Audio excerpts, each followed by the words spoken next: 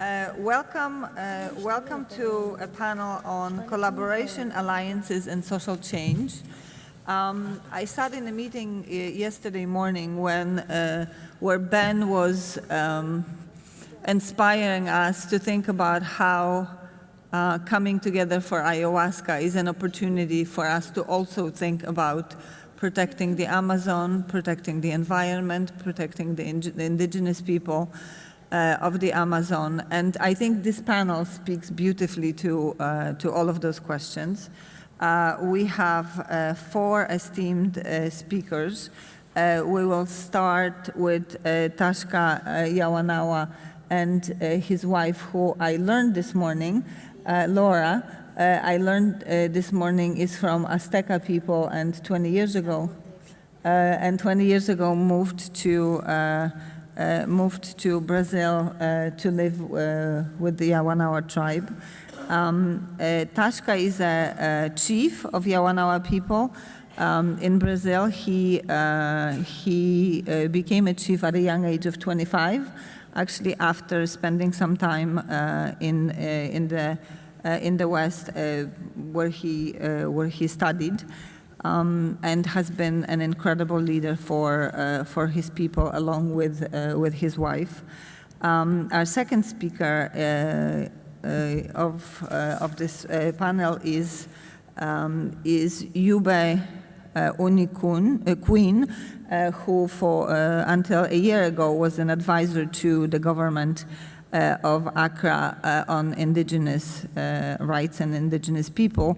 He also uses visual arts to educate us all about his people. I've preparing for this had an opportunity to watch a few short films on YouTube that were quite beautiful, and I encourage you to do the same. And then we will end the panel with Alnoor Ladha, who is going to talk to us about global issues. He comes from a think tank and is a co-founder and director of that think tank. And we'll talk about global collective activism, about the research that they do, about a systemic change that is required to take on the issues of protecting environment, and he'll tell us more about the work that he does in that context. So let's start with our first speaker, with Tashka Yawanawa, who I think will also be joined by Laura in that presentation. Can we have the slides? Sorry, we should have the slides for that session, for that presentation. Okay. Sure. Monsharai.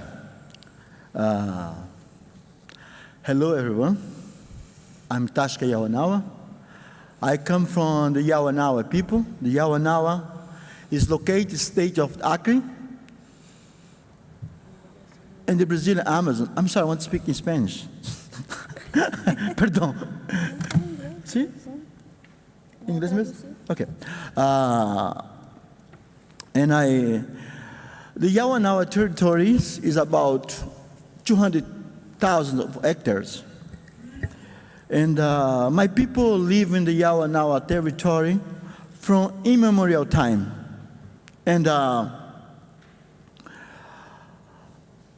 land for us represents the life. But for a certain time, the Yawanawa, they have the first contact, the Western Brazil, in 60s. And they are for the rabbit tappers. And for so long, my people work like slave people for the rabbit tappers. And the second contact was the missionary for New Tribe Mission from Florida. And this hard time, for more than 40 years, my people was not able to speak in Yawanawa. We don't have a right about our lands, and the Yawanawa almost disappeared. In 1982, we were just about 120 people. my people suffer with disease like malaria and other kind of disease. But the Yawanawa in 1983, we expelled all the invaders and the missionary, and we asked for Brazilian official entity, FUNAI, demarcate the territory with 19,000 hectares of the land. And the story of my people was linked with my own story, because I was sent out of the city when I was very young, about 8, 9 years, because I was committed by malaria. I was almost to die. And I was called in spiritual call to leader for my leadership with my people after 25 years. When I back, we saw our people so sad. They don't have motivation. And Laura and I, we say, let's have a big meeting with the elders in the whole community to evaluate how was the Yawanawa in the past, what we believe, what to eat, how we dress it, how we paint our faces, and how was the Yawanawa in that moment in 2001, and what we want to be in the future, and what we hear from our elders, like my father, the shaman Tata. We just saw the pictures. And if you can, I would like you to put a Tata picture on the screen. And the elder in the hammock, the last picture is Tata. And we asked him, everything disappear? He said, no, everything's alive in your heart. I'll say, okay, great. Let's do.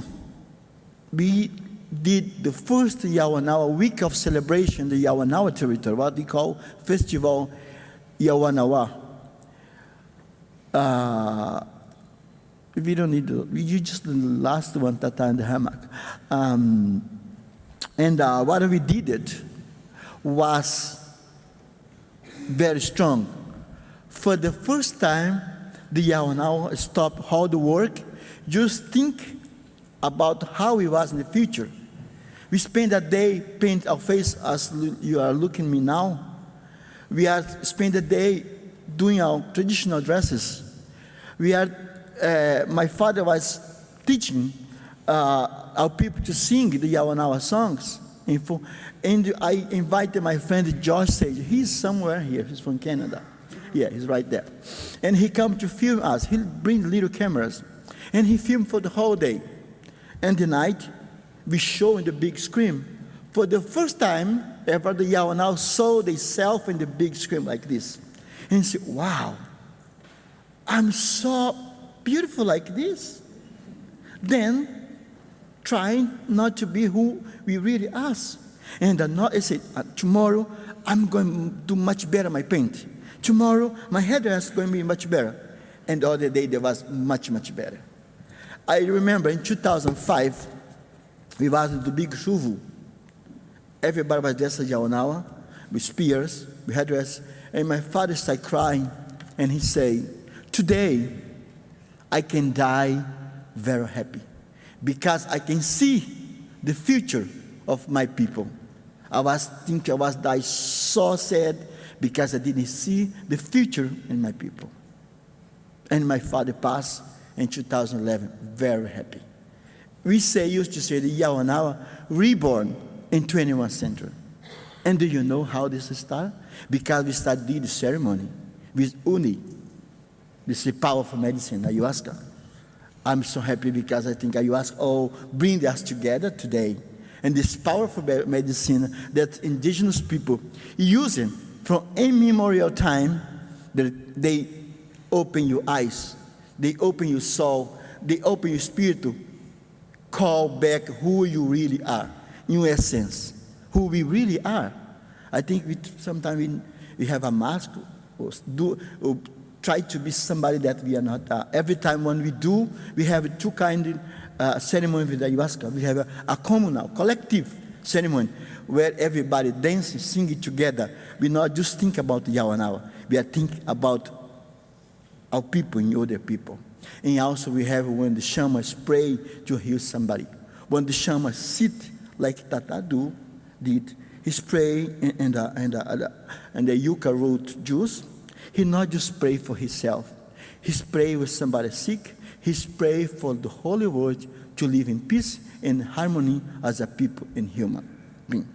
And I think it's very important for us indigenous people to preserve our land, to preserve our traditional knowledge, like ayahuasca, and all the kind of medicine we have in our community.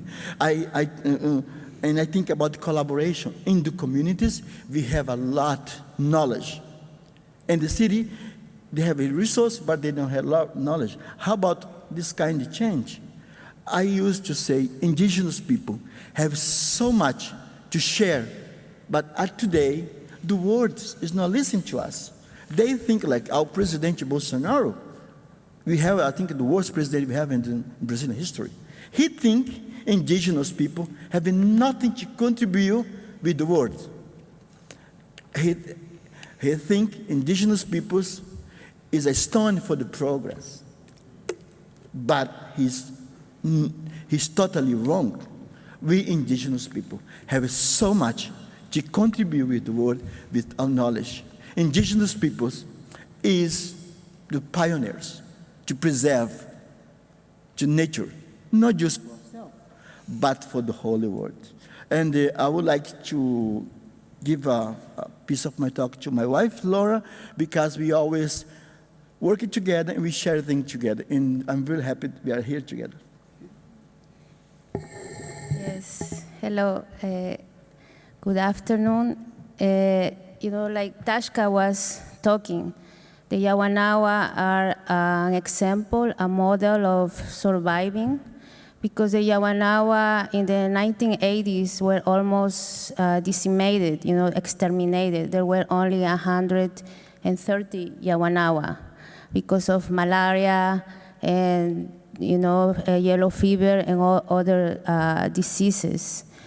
And Yawanawa were living in slavery for 50 years by the robber tappers. And when two young people left the communities in the 80s, they learned about the indigenous rights over their land. And they came back, and during a very hard process, the Yawanawa expelled the missionaries of the New Tribes missions and the robber tappers. And the Yawanawa were the first ones who demarcated their land of 93,000 hectares first in the state of Acre. But there were some cemeteries and some rivers that were not included. So in 2003, 2005, we fought to double the land, the Yawanawa land. So now we have 200,000 hectares of rainforest that are under the government of the Yawanawa, and that we work to protect it. And so the first thing that we did was to secure the territory, the Yawanawa territory, by the demarcation. And then we organized in our organization so we could fight for our rights, we could defend the Yawanawa interests.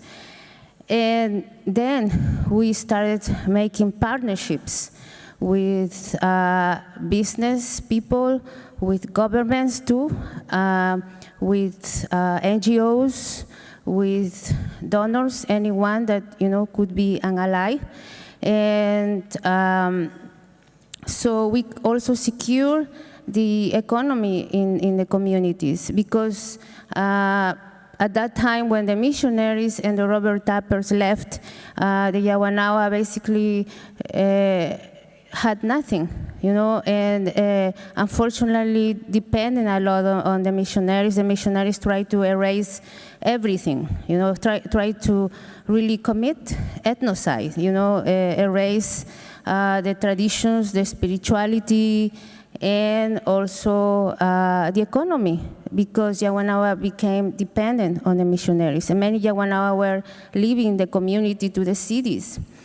So basically, we actually, in '92, Yawanawa chief at that time met the company called Aveda Corporation, maybe many of you know, that is based in the US.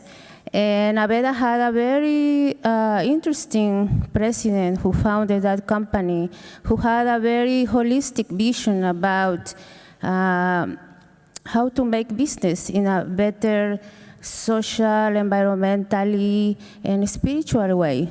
So far we have now the Yawanawa about 25 years of a partnership with Abida. They get urucum, which is a red color that is Tashka is using, and for their shampoos and their lipsticks and that kind of stuff. But they actually pay the Yawanawa more for the use of image than really for the production of urucum. And we also make, alliances with some government people, senators, congressmen. One example was our fight to double our land.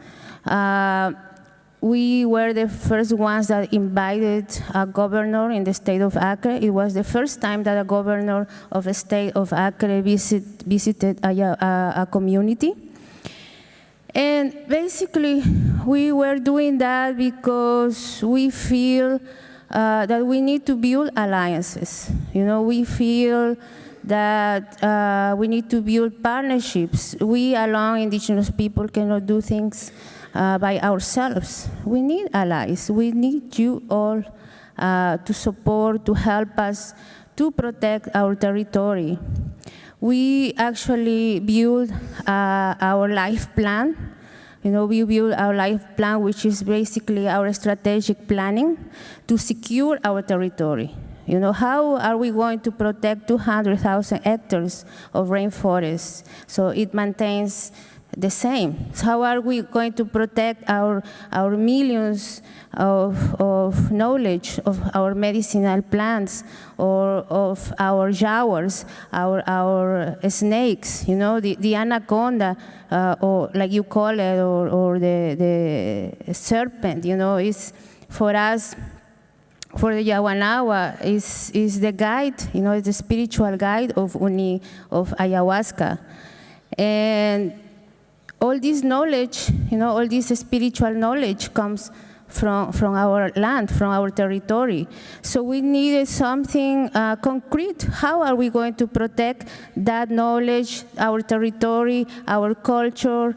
How are we going to secure our health? How are we going to secure our education? How are we going to secure our food, our traditional food? So basically, we built a strategic planning that we call it the Yawanawa Life Plan.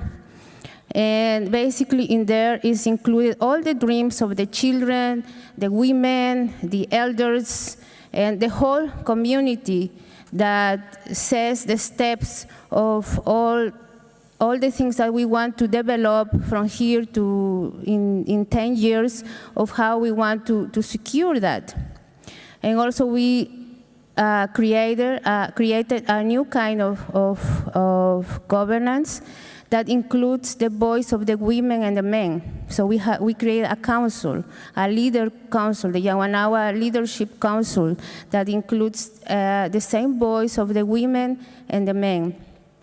And so basically what I really would like to say is that nowadays we need to build alliances. We need to collaborate, we need to work together.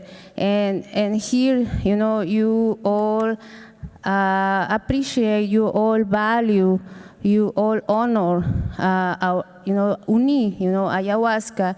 And in order to honor that, in order to value that, I think we have to have present in our minds that this knowledge comes from indigenous people in the Amazon, and in order to protect this knowledge, we need to protect our territories, our biodiversity, and our spirituality. So I also invite you to support our local projects, in the state of Acre, in the indigenous associations to support that, so we can still survive and we can continue protecting our territories. Thank you.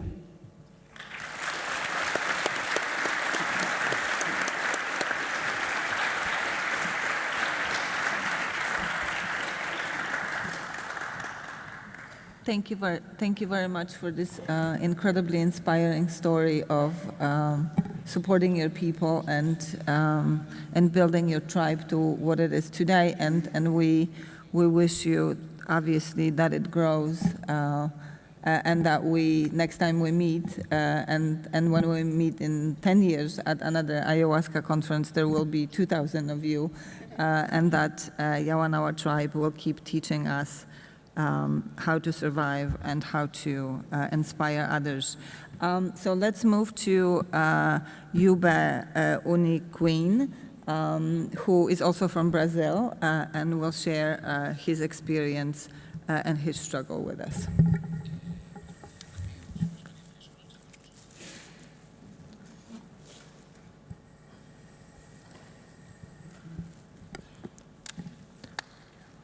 Haush. Una mamãe na bom.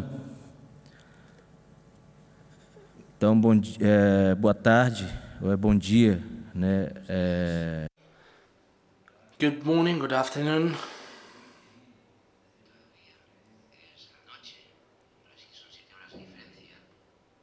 It's still nighttime actually in Brazil. It's 7 hours. There's a 7-hour difference, and I would like to thank at this moment our great spirit, and I would like to thank also the organization for inviting the indigenous peoples of the Amazon that enshrine the sacred life. So I feel great gratitude to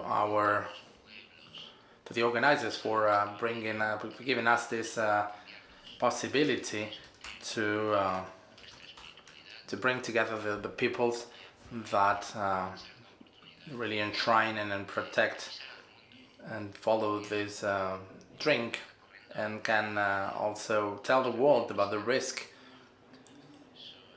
the Amazon and our biodiversity is in. So I come from the Hunikuin people in the state of Acre. I used to work with the government of Acre, and now I represent the Hunikuin people. And I'm going to tell you about the experience we have, the indigenous peoples in Acre, regarding the use of our medicines and the value of our culture, the valuation of our culture, and possibilities to pass on our knowledge to the new generations. Years ago, the indigenous peoples were attacked culturally, territorially, and most peoples lost their culture, their language. Many of these peoples were erased, exterminated, and we could no longer practice our rituals. And today, with the delimitation of the indigenous lands and the management of the indigenous peoples of their own territories, the indigenous peoples have strengthened very much. And today, this sacred drink that was taken by many people, just few people and hidden, well, now this is entailing a transformation in the indigenous lands with exchanges and festivals between the peoples, and also opening up our doors for anyone who wants to get to know the Amazon, the indigenous peoples, and therefore being able to strengthen politically and culturally the indigenous peoples in Acre, and then disseminating that throughout the world, because we've got representatives, shamans, and researchers that are taking this cure to the whole world. And at the same time, we have to discuss amongst the indigenous people how are we going to deal with the issue of spirituality, the indigenous peoples in the Amazon countries need to discuss that too, our spirituality.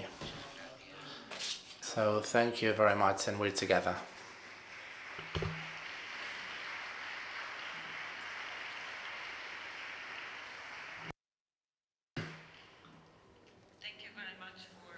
For this call to action and learning to us all. Let's go global. We now will hear from Alnoor about the work that they do around structural issues and broader questions that we need to be asking ourselves. Good morning, everyone. Can you hear me? Hello? Does that work? Yeah. My name is Alnoor. I'm part of an organization called The Rules, which is a global activist collective. We run a think tank, and we have an organizing arm that works directly with social movements, largely peasant movements, farmer movements, indigenous movements, and post-capitalist groups. Partly what I wanted to do today is both a provocation and a plea. And part of it is around the idea of sort of expanding the sphere of influence of the psychedelic community. And I'm going to say psychedelic community as a singular, even though I know there's many different psychedelic communities, and this sort of lens is more for the Western audience, the sort of tradition that has come out of the 60s that globalization has really sped up and brought us together. And what I want to suggest is that we are in the midst of very dangerous times, and I think we all feel that and know that. And what is being required of us is a level of bravery, both intellectually and spiritually, that requires us to talk about the political. And political activism is rarely discussed in our spheres. When it is about the Amazon, which is critically important, or legal access, things like cognitive freedom, which is also important. But what I want to suggest is that there is a larger sort of structural conversation we need to have, which is about capitalism itself, which is about the oxygen we're all breathing, the invisible infrastructure, if you will. And what I'm going to do is just suggest 4 premises, and they're interlocking premises. And if you don't agree with one, that's totally fine. You just mark it, and when we get into conversation, we'll have that conversation. And they sort of lead to not necessarily a conclusion, because I don't believe in final conclusions, but perhaps to a discussion that will unearth some of our own biases, programming, and also ways forward. So the first premise I'd suggest is ideology is always a background condition. So we are told that ideology is a pejorative, that it's something we shouldn't talk about because we're seen as overly political or ideological, or in the New Age language, we say we're creating dualism. And what I want to suggest is that Howard Zinn, a famous US historian, says this line: you can't be neutral on a moving train. So if you don't have a critique of the system that you exist in, you're essentially aiding and abetting it. And so, for example, in the US, I know there's many US taxpayers here, about 5% of US tax revenue goes into the military-industrial complex. So whether we like it or not, we're actively funding war and neocolonialism in other countries. So the very political fiber is embedded in everything we do. And it's important to sort of name and describe what the logic of the system is. And some people call it market fundamentalism or Washington consensus or neoliberalism, as it's often known. And what it is it's a highly concentrated form of capitalist logic that puts capital at its supreme value. It's the source code for anthropocentric exceptionalism. And it turns anything that is life into commodity. That's its sole goal, to ever increase the growth of capital. And it is the logical outcome of colonialism and imperialism and slavery. And this sort of brand of late-stage capitalism is also embedded within a fundamentalist scientific and economic rationalism. It is a child of the so-called Enlightenment. These things are completely interconnected. And what they do is they prejudice the private over the public sphere, the idea of the rugged individual, and the idea that anyone who's not rich is essentially a failure. It does not recognize a rigged system. And so what happens is, for those of us who are socialized within this system, and I would argue all of us are socialized within this system, depending on your proximity, we are programmed in all of these ways that we don't even know, to commodify, to transactionalize, to see what I can get out of it. And this is really at the root of our crisis. The separation, the monoculture that we're facing is rooted in a program that is embedded within us. So that's the first premise. The second premise is that our modern crisis, climate change, inequality, poverty, are the logical outcomes of this system. So economists like to talk about things like climate change as externalities. They're byproducts, mistakes that happen and are avoidable. And what I'd say is these are the logical outcomes of a set of rules that are man-made, and I say man-made on purpose, not human-made. And they are changeable.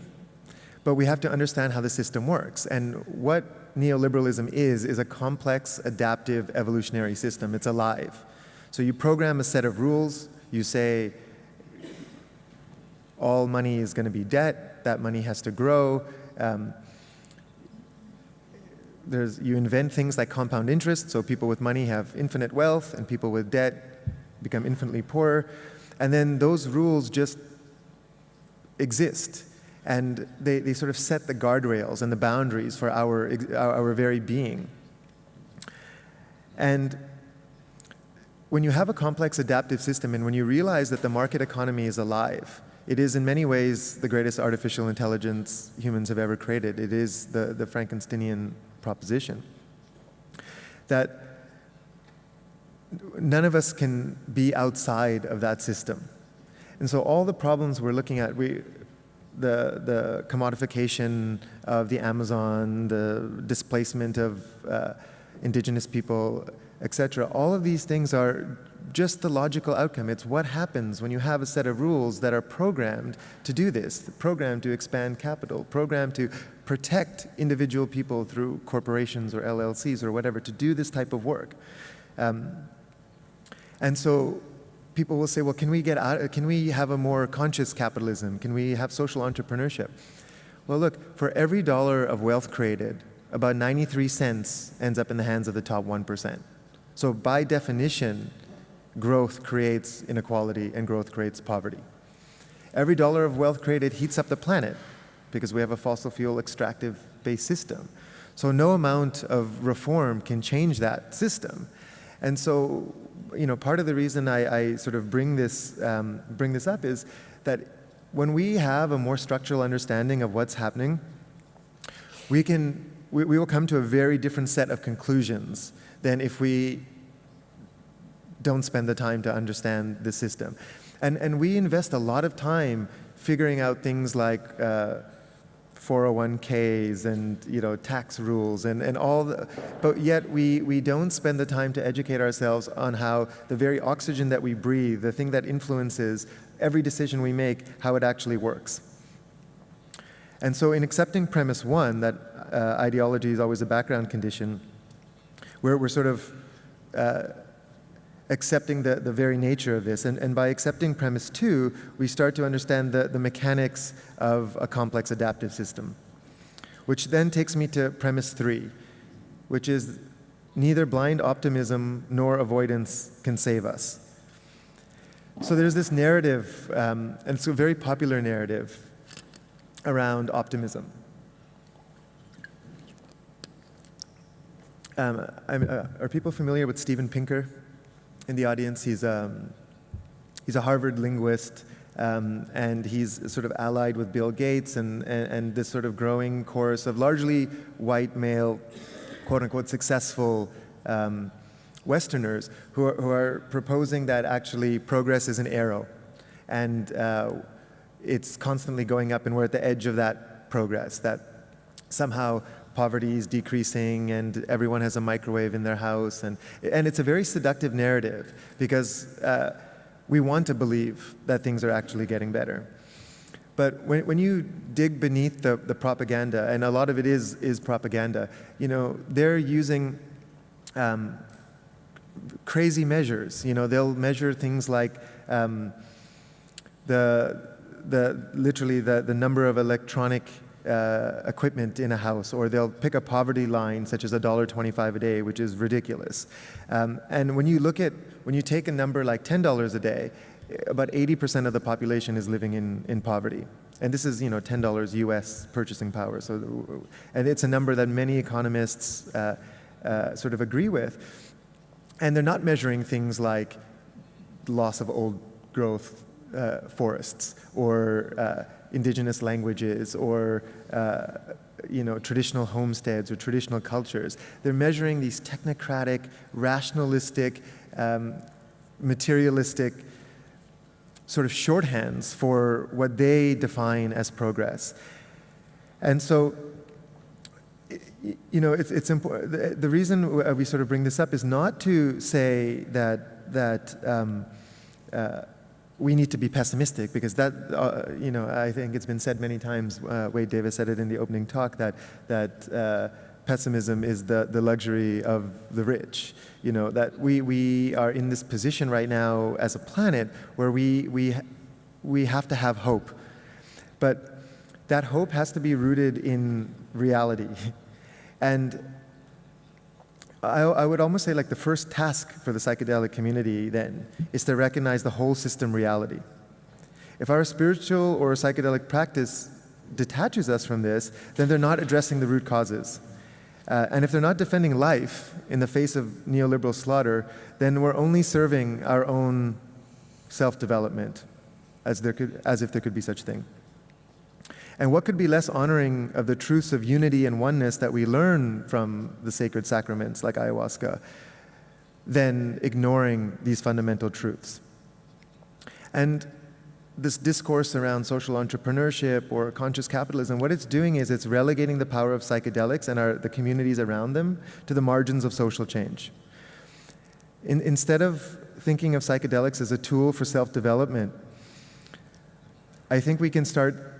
And I know it's happening, and also by suggesting this, I'm not saying it's not, but a more sort of coherent, focused, interdependent version of this, where we root our spiritual practices in revolutionary thought, in social justice, centered around deep communities of kinship that have the power to uproot the psychosis of modernity and the structures that keep it in place. So the final premise to open up this dialogue is to suggest that the merger of the social justice movement with psychedelic communities could serve as a pillar for this global community of kinship. That this is really a moment to bring together these various movements. And really the only way we're going to do that is by starting with a structural analysis of power. There was a discussion that was had on Friday evening, where a few of us got together with the ICERS folks, and there was a conversation around how do we merge with what's happening with Extinction Rebellion and with Greta Thunberg and, you know, the various social movements around the world. And part of it is to start with the critique of capitalism. By having those conversations, marginalized people start to understand that we are on the same side as them, that we understand how the system works and how they're being affected. And what it does is it creates a broader church, a sort of a broader tent of people who are willing to come to ceremonies and to do that work with us. And we can imagine what will happen when more people of color, more people from LGBTI communities, more people from the global south start coming to ceremonies with us and start being in prayer circle with us and start refining that prayer for the possibility of what could be. Moving from the idea of ceremony as self-healing to ceremony as community healing. There's the etymology of the word awake is interesting to look at, because there's a lot of discussion, especially in this community, and I've heard over the past 3 days, around the idea of being awake. And if you look at the root of the word awake, it does not actually mean to awaken from sleep. It comes from the notion of awake. You know, one version of it is the Irish wake, the funeral, but also the wake, the waves that come from a boat rippling in the ocean, for example, or a body in water. And what it really means is to understand the consequences of our action. And that's really the key to being awake. It's not just a spiritual path, it's a political path. And the political and the spiritual are completely intertwined. And even the idea of mysticism and sort of direct relationship with God is very similar, if you look at it, to anarchist political philosophy. You know, the old tagline of anarchism was "No God, no masters." It was really about self-organization and self-rule and deciding as a community of people, how do we want to be governed? How do we want to show up for other people in solidarity, in empathy, being in relationship? And you know, what I would just end with to start the discussion is, in order to transcend these major myth themes of modernity, of separation, of commodification, etc., the plants are going to play a central role. And we, the people in this room, are going to play a central role because we are in dialogue with these plants, and they're teaching us the animistic truth that there's a living universe and a living planet that is meeting us halfway. And so instead of fearing judgment, because that's how many people see politics, it's a form of judgment, it's actually a declaration to this living, animate universe of what you believe in. And I think that's the shift that's happening, and I'm seeing it in this community, and it's heartening to see, and the fact that these discussions are happening is going to move us from separation to solidarity, from indifference to presence, from charity to justice, and from reform to revolution. Thank you.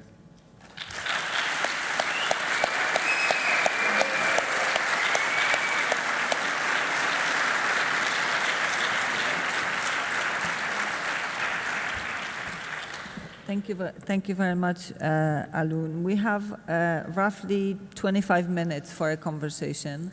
And before I invite people from the audience to pose some questions to our panel, let me start by asking one.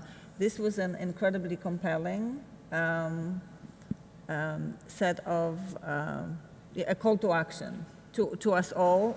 In some sense, the way I hear it is to us all in the global north. Mm-hmm. So let me turn to our friends from the global south, from two indigenous communities. As you hear this call to action to people in the global north, and as you are sharing so generously the incredible resources that you have with us all, how would movement in the global north translate into actions that are really useful for you? Because I think that is what we are wondering, sitting here, again, recognizing the benefits of ayahuasca, the incredible benefit of Amazon to us all. How can we be helpful to you on the ground in your communities?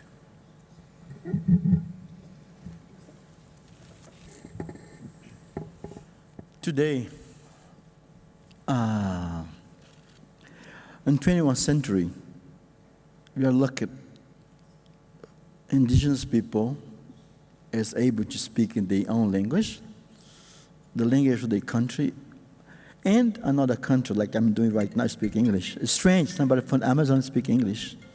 But we are organized by our association, our indigenous movement, and we are working like what we call in Brazil a managed plan. Like for the Yawanawa, And all the indigenous people stated, well, actually, everyone, they make the territorial management plan. The Yawanawa did the Yawanawa life plan. We protect 200,000 hectares of the land. If you really want protect the nature, protect the traditional knowledge, you need support direct indigenous organization because they are doing the work. Like we Yawanawa, we are protect 200,000 hectares of the land, and we are working hard to make the Yawanawa life plan work.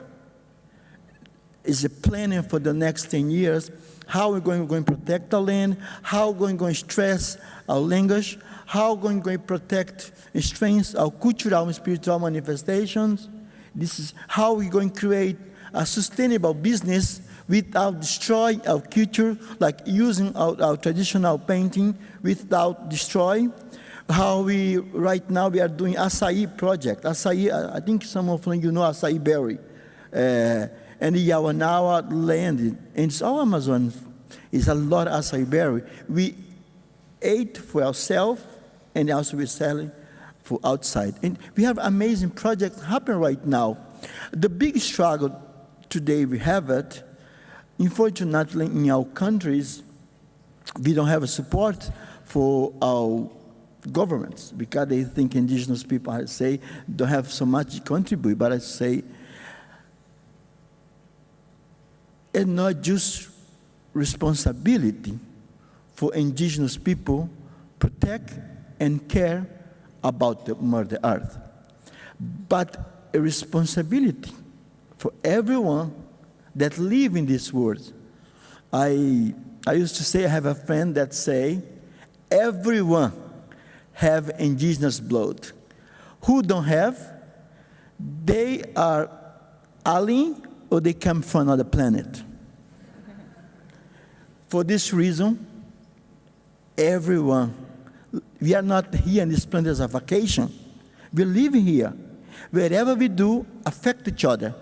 Imagine if we burn and destroyed all forests of the Amazon.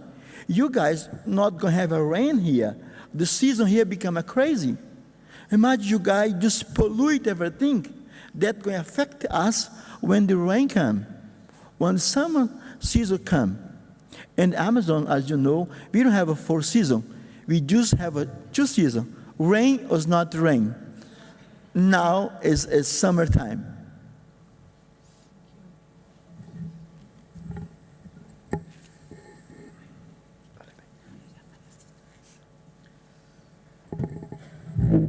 Então,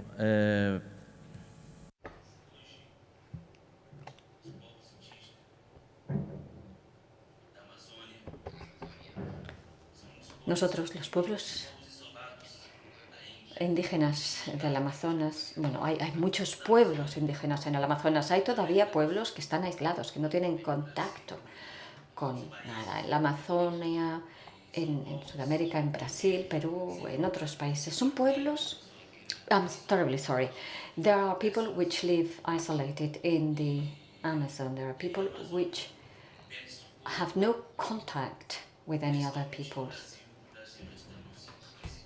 In Brazil, in Peru, in other countries. Now, in Brazil, we are under threat.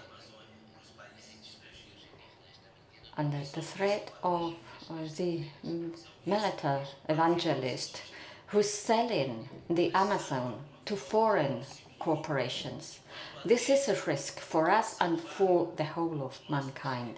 We need to get united while we are still in time to save the planet. The sources of the river are being polluted by mercury. The forest is being destroyed, where we have the cipal, where we have the ayahuasca. It's being destroyed. And speaking about indigenous spirituality, the indigenous people in the Amazons, we never meet to discuss spirituality and expansion. So in some countries there is an unplanned expansion taking place. We need to plan it. We need to get together, to work together, to protect, to help, to push a positive movement on. The magic word, the remedy that heals, is a ayahuasca, chipawa, yagubi. Let's unite.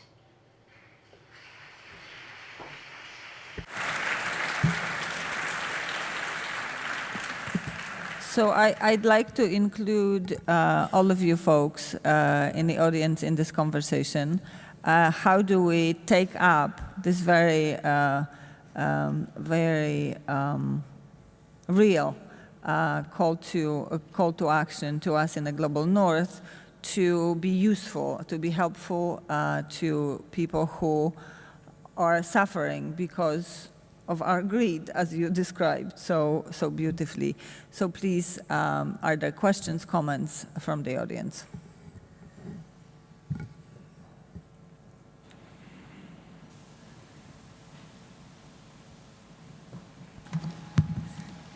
Thank you so much. Special thanks to ICers for bringing all of us together with so much hard work behind the scenes. Please give them all a big hug on your way out so they really feel it. Thank you so much for the panel. Yeah.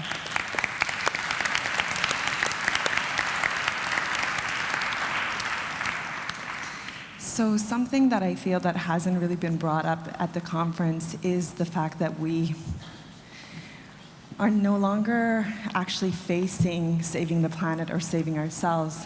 We are going through a period that we're going to see a lot of atrocities, like a lot of crisis on our planet, a lot of our own brothers and sisters, and even some of the people here being affected. And I think this timeline that we have, a couple of days ago I was in ceremony, and what I received is that enlightenment is actually about survival. Now we're going through this period where, in order for us to actually make it through this time, and the Hopi have talked about this time of purification, it requires us to survive, to actually transition through this period. And what I would love to hear from the panel, especially from Tashka and the Yawanawa representation, is the prophecies. So what have you received directly, either from the Samauma tree or from your own visions of how better we can prepare to move through this time? Because again, like food security, water security, San Francisco, LA are going to be affected majorly. Sweden, from what it looks like, and the Netherlands, the Scandinavian countries are going to be underwater. New York, the coast of Orlando, I've seen my own visions of Vancouver, a lot of the False Creek going underwater. So how do we prepare for this? Because it's no longer, I don't think, about doing, but actually being and in prayer. We're going to face this. So I would love to hear about some of what's been received directly from Aya and your communities.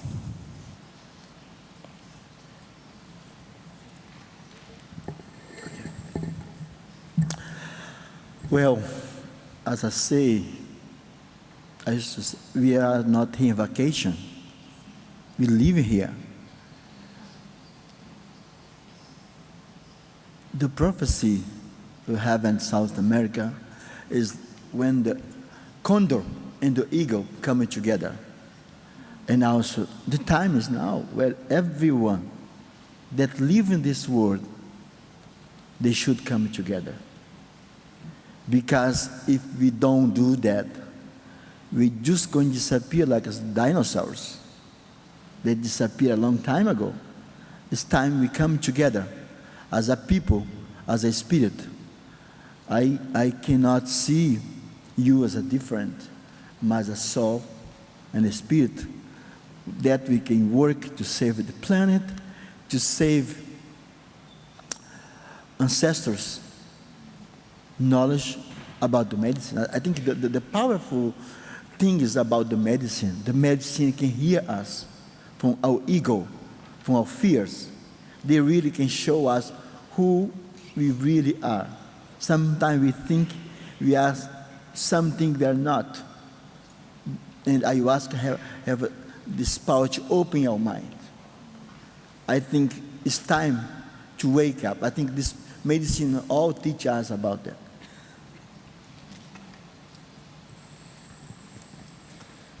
Yeah, I think we have to come back to our roots, and I think we have to stop being selfish, greed. And if we see, the world from a very material way, there is no way out. It's all about destruction. But if we see, the world in a spiritual way, it will be very different. And I think that's what, Uni, the medicine, teaches us. That there is, that we need to be more community. We need to be more a community, that we need to be less selfish. And I think that's the message now, I think. We have to be more in collaboration, to be brothers and sisters, and to help each other. I think so.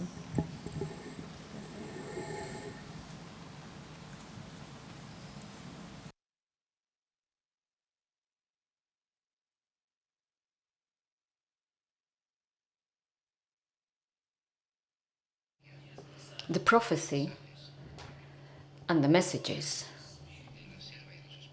from the jungle, from the spirits, and clearly we're now seeing the changes. Well, if these changes continue, it won't be long for the planet to react. And the indigenous people in the indigenous lands, in the jungle, we're already seeing changes. Rivers going dry, the blossoming of trees, which is changing. Climate is changing. The rivers are becoming polluted. And while this happens, we see how in Brazil, most of the Congress is made up of military, evangelists, people from the agro business, and they keep releasing agrotoxics in the environment. They keep polluting nature, and this reaches the consumers. It reaches Europe. It reaches the country who buy from us, who are nourished by us, who are fed from our products. We need to change this economy and transform it into a sustainable economy, and it is possible.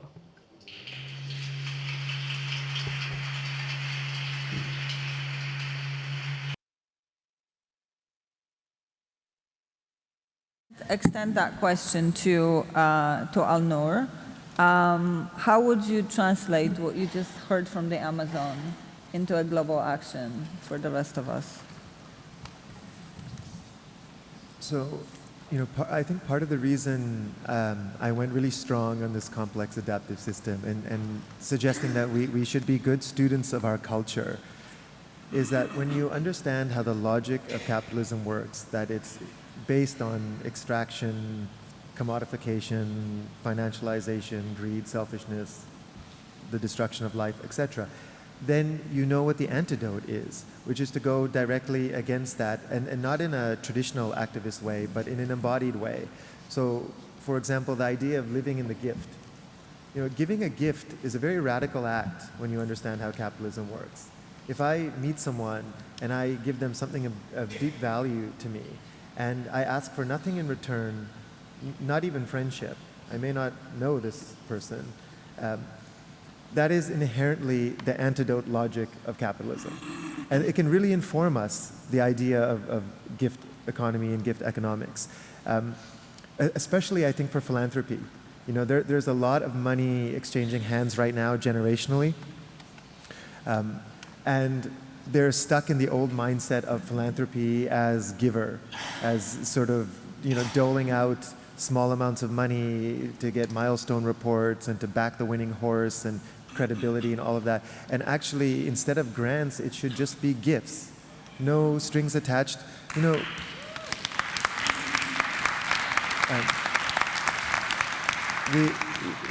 We have 10 years left, maybe 15 at best. We're talking 10-meter sea level rise correlated with 3 to 4 degree rise in temperature by 2050. Like, debt-based capital is not going to be worth very much in a sort of post-collapse state. But right now, capital is very useful. So let's use capital to build the post-capitalistic world. Let's build that transition infrastructure, and it's possible. And I think what we heard from the panel as well is support indigenous communities directly, coming to the medicine with this idea of how do I be in service, and what is the life plan for the community I'm working with, whether that's the Hunikuin or the Shipibo or the Yawanawa, and how do I contribute to that, and I think it's a shorthand in general to walk into every room and to be a net contributor, a net giver rather than a net taker of whatever morphogenic field you are in the presence of. And that is inherently an anti-capitalistic act. The second thing I'd say is when we are doing the work with the medicine, what medicine allows us to do is to go into boundary dissolving states that allow us to see our cultural programming. That's what they've always done since the beginning of time. And so the sharper our critique, the better our downloads will be. The more information we will get with more lucidity on what to do.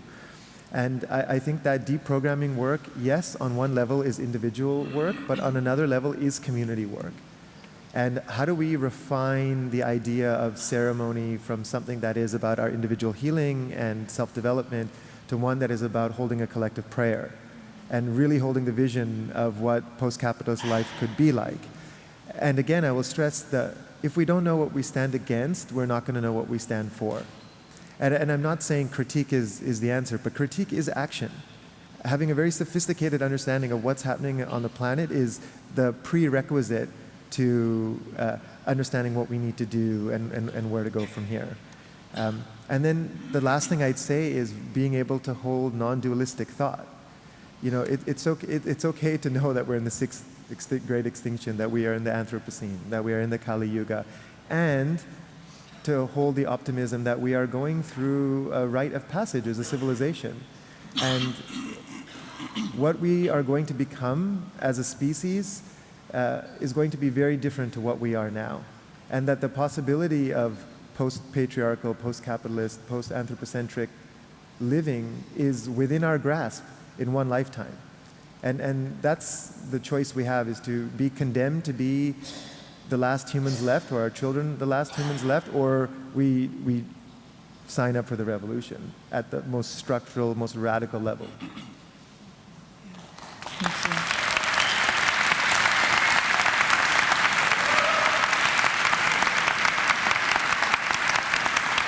Thank you so much. The last thing I wanted to add is that, yes, I also believe that with hope, we are going to be transitioning and being exactly where we all need to be.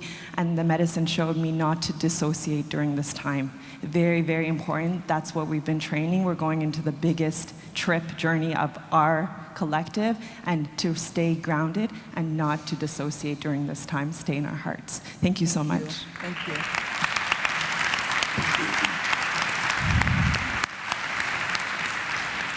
We have time. Yes, go ahead. I want to say thank you to ICEERS, and particularly it's been very heartening to hear lots of people talking about anarchy at this conference.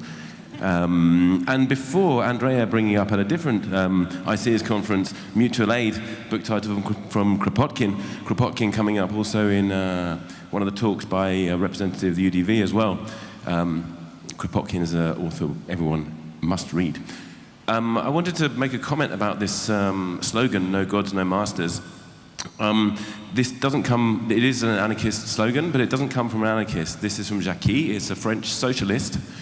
And if you look at the early anarchist writers, you look at William Godwin, for example, who's considered the father of philosophical anarchy, he's very explicit about the place of God in that system. So I wanted to bring that up, and particularly if we're thinking politically, Brazil, for example, is under a terrible fascist regime at the moment.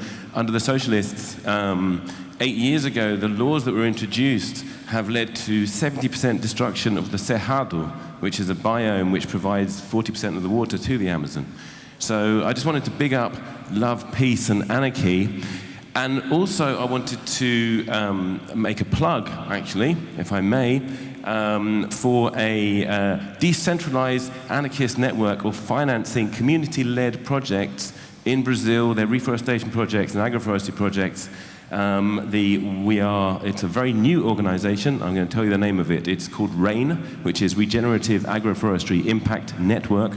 And the website is rainumbrella.org. And we're looking for loads and loads of help. So please get in touch with me about that. Thank you very much. So I've just been asked to repeat the name one more time. It's called RAIN, and the website is rainumbrella.org.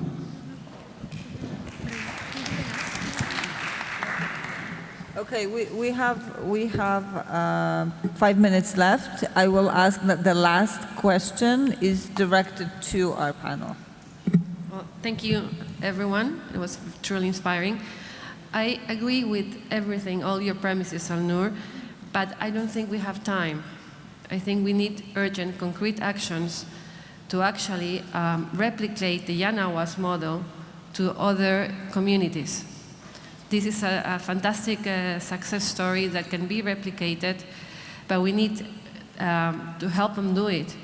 They need to help in structuring and organizing themselves, because we cannot, and I wish I could see the same amount of efforts put into legalizing psychedelics globally, in saving the land, in lobbying to the governments. I don't see organized lobbying to the South American governments. And also, not getting activists killed every other week. What are we doing now for that? Thank you. No, I would agree. I think that is post-capitalist infrastructure. Partly why I say we need to use capital to get outside of capital is that we need to create strong local communities and economies. And that's essentially what anarchism is and was. Anarchism is not anarchy. Anarchism is a very sophisticated political philosophy. And is also related to a spiritual philosophy of mysticism. And instead of no gods, no masters, it's really all gods, all masters, right? And it's a different way of approaching this. And I would suggest that the Yawanawa model, and if that work inspires you, that's the work you should be supporting. And it's not a matter of scale. Scale is an old Western fallacy. It's a matter of replication. And how do we create as many of these nodes, as much of this infrastructure that has food sovereignty and regenerative agriculture and local resiliency built in from now?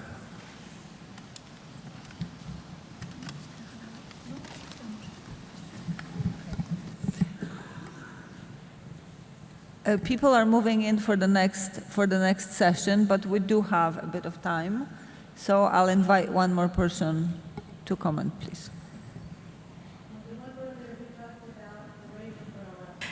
Gave me the brother who just talked about the rain umbrella is one avenue that I'm going to explore. I'm down in the Amazon now working with a river and 2 villages. They got together as all the communities got together with the authorities because there's been overfishing, poisoning the river. We now have a chain going across the river, and there's I provide some rice and coffee to keep the guards up during the fishing season. But yeah, I need a network that can help support, just like they need support. We need support in the jungle. it's getting pretty serious, and I've seen what's happened in the last 10 years, and it's just, so we need an avenue where this information can be exchanged, and so the idea of a website where people can post blogs of what they're dealing with, and then, so I'm not a techie at all. I do best in the jungle, so I'm thinking that brother with the RAIN network would be good. Can the brother in the corner give some avenues along those lines, some kind of website or central location where we can work out this new paradigm? So I think we're going to once again look to ICers to help us coordinate and make sure that actions are easily reachable as people look to engage. We will be closing the panel. Now I wanted to thank... Greetings. Can I say something? It's urgent. Okay. I'd like to thank each one of you, everyone who's here, because all of you matter. This is an amazing gathering. However, there's like a question that circulates around a lot. A lot of people ask you, where are you from?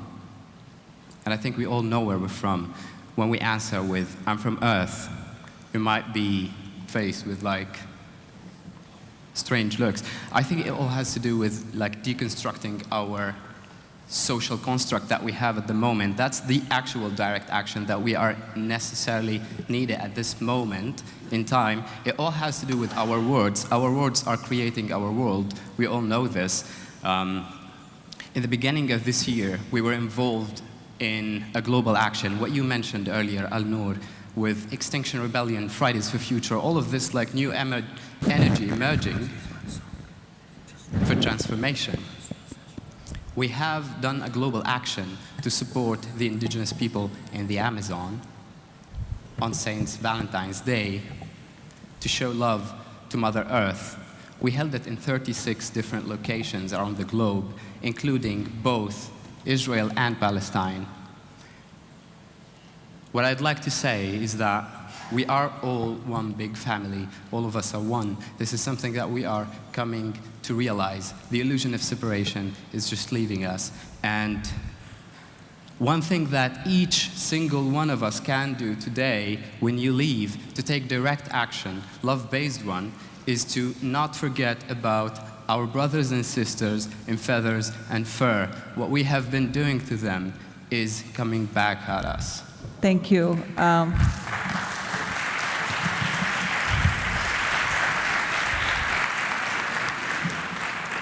Let me take a second to thank Tashka, his wife Laura, Uni, and Alnoor for sharing our wisdom with us.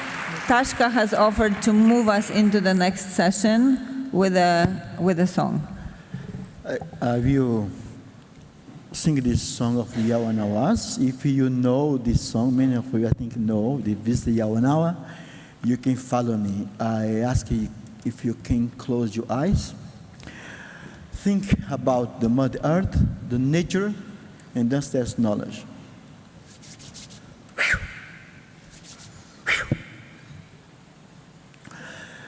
Kanaro cherete te, Kanaro cherete te, Anjano manuma, Anjano manuma, Anjanuman, hey, hey, hey, hey, hey,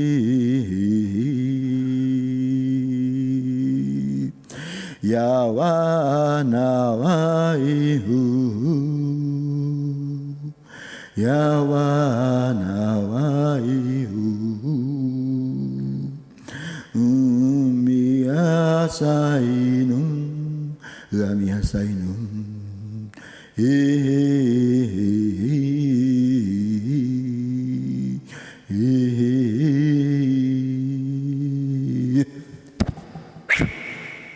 Thank you.